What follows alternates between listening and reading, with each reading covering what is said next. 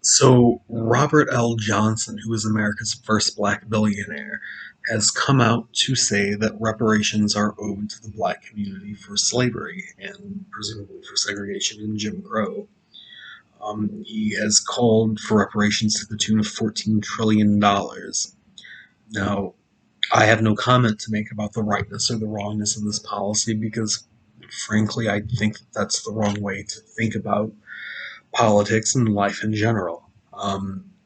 Regardless, I will say that this indicates that reparations are not really a radical measure. They're not. And they're not any kind of Marxism either. The conservative critics of reparations will, of course, say, oh, he must be a socialist.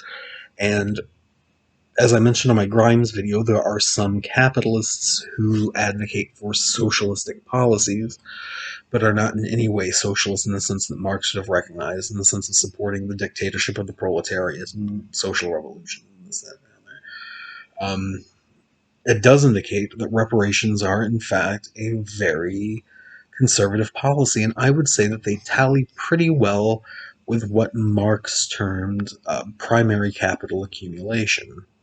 And what this means is that you have to not only spend money to make money, but you have to redistribute wealth in order to get wealth back. And stop and think about it. Who votes every farm bill for food stamps in the United States of America? Like, what political party is responsible for that? Well, the Democrats created it, but farm state Republicans vote for it every year. And why?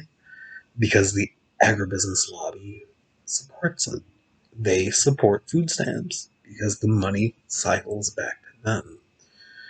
It's the same principle with reparations. It's not an anti-capitalist measure. It doesn't abolish capitalism. It does nothing of the sort.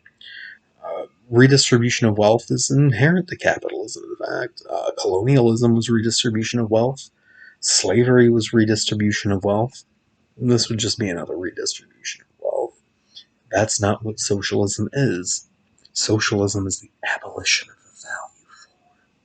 And that's all. That's it.